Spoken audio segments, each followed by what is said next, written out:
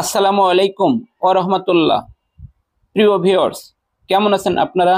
নিশ্চয়ই ভালো আছেন।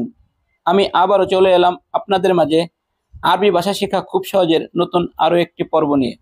প্রিয় ভিউয়ার্স, আপনাদের সবাইকে MKAS at লার্ন স্কুল চ্যানেলে স্বাগত। শুরু করছি আপনাদেরই প্রিয় শিক্ষামূলক অনুষ্ঠান আরবি ভাষা শিক্ষা। প্রিয় ভিউয়ার্স, আজকের এই পর্বে আমরা শিখব খুবই গুরুত্বপূর্ণ কিছু আরবি বাক্য গঠন এবং সেই বাক্যের বাংলা অর্থসহ উচ্চারণ। তাহলে চলুন শুরু করা যাক আমাদের আজকের ভিডিও। লা আকলাক ইতলাক বাংলা অর্থ হবে মোটেও না। মোটেও না এই বাংলা বাক্যটিকে আরবি ভাষায় বলবো লা আকলাল ইতলাক, অর্থ মোটেও না। লা আকলাক ইতলাক অর্থ মোটেও না। তাহলে প্রিয় ভিউয়ার্স, আমরা এখন শিখলাম মোটেও না এই বাংলা বাক্যটিকে আরবি ভাষায় বলা হয় লা আকলাল ইতলাক। লা তাখরুজ বাংলা অর্থ হবে বাইরে যাবেন না। প্রিয় ভিউয়ার্স, বাইরে যাবেন না এই বাংলা বাক্যটিকে আরবি ভাষায় বলা হয় লা তাখরুজ। লা তাখরুজ, লা তাখরুজ আরবি বাক্য, বাংলা অর্থ হবে বাইরে যাবেন না। এখানে লা শব্দের অর্থ না, তাকরুজ শব্দের অর্থ বাইরে যাওয়া। লা তাকরুজ অর্থ বাইরে যাবেন না। দা সাহা তাদহাব অর্থ এটা যেতে দিন।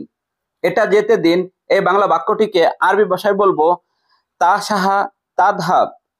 তা সাহা তাদহাব আরবি বাক্য, বাংলা অর্থ হবে এটা যেতে দিন। তাহলে আমরা শিখলাম তা সাহা তাদহাব অর্থ এটা যেতে দিন। আন্তা কাসল, আন্তা কাসল আরবি বাক্য, বাংলা অর্থ হবে তুমি অলস। তুমি অলস এই বাংলা বাক্যটিকে আরবি ভাষায় বলা হয় আন্তা কাসল। তাহলে আমরা এখন শিখলাম তুমি অলস এই বাংলা বাক্যটিকে আরবি ভাষায় বলা হয় আন্তা কাসল। আন্তা কাসল আরবি শব্দ, বাংলা অর্থ হবে তুমি অলস। এখানে আন্তা শব্দের অর্থ তুমি, কাসল শব্দের অর্থ অলস। আন্তা কাসল অর্থ তুমি অলস। হুয়া দায়ফুন, হুয়া দায়ফুন আরবি বাক্য, বাংলা অর্থ হবে সে দুর্বল। তাহলে সে দুর্বল এই বাংলা বাক্যটিকে আমরা আরবি ভাষায় বলবো হুয়া দায়ফুন। হুয়া দায়ফুন, হুয়া শব্দের অর্থ সে, দায়ফুন শব্দের অর্থ দুর্বল।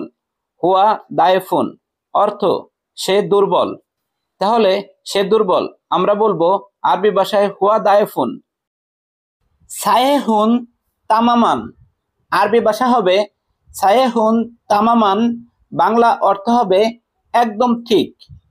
একদম ঠিক আরবি ভাষায় বলবো সায়েহুন তামামান। এখানে সায়েহুন শব্দের অর্থ একদম, তামামান শব্দের অর্থ ঠিক। সায়েমহুন তামামান বাংলা অর্থ হবে একদম ঠিক। তাহলে আমরা এখন শিখে নিলাম একদম ঠিক এই বাংলা বাক্যটিকে আরবি ভাষায় বলা হয় সায়েহুন তামামান। খুন ফিল মানজিল আরবি শব্দ, বাংলা অর্থ হবে বাড়িতে থাকা। খুন ফিল মানজিল আরবি শব্দ, বাংলা অর্থ হবে বাড়িতে থাকা। এখানে খুন ফিল শব্দের অর্থ থাকা, মানজিল শব্দের অর্থ বাড়িতে। খুন ফিল মানজিল অর্থ বাড়িতে থাকা।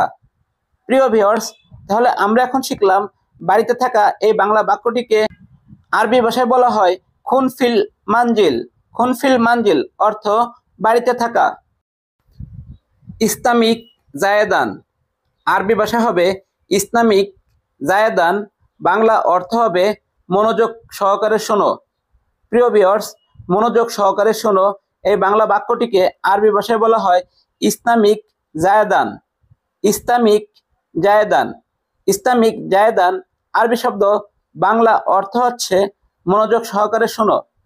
এখানে ইসলামিক শব্দের অর্থ শোনা, জায়েদান শব্দের অর্থ মনোযোগ সহকারে। আমি আরো একবার বলছি, এখানে ইসলামিক শব্দের অর্থ শোনা, জায়েদান শব্দের অর্থ মনোযোগ সহকারে।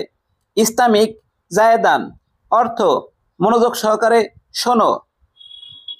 মা ধা আনকা, মা ধা আনকা আরবি বাক্য, বাংলা অর্থ হবে তোমার কি অবস্থা। প্রিয় ভিউয়ার্স, তোমার কি অবস্থা এই বাংলা বাক্যটিকে আমরা আরবি ভাষায় বলবো মাধা আনকা। এখানে মাধা শব্দের অর্থ কি অবস্থা, আনকা শব্দের অর্থ তোমার। মাধা আনকা, কি অবস্থা তোমার।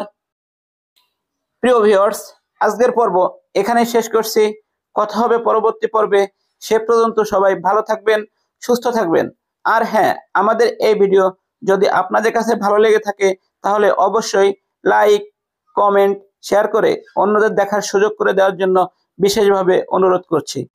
আর যদি আপনি আমাদের এই চ্যানেলে নতুন হয়ে থাকেন তাহলে আমাদের এই চ্যানেলটি সাবস্ক্রাইব অথবা ফলো করে রাখার জন্য বিশেষভাবে অনুরোধ করছি। আল্লাহ হাফেজ।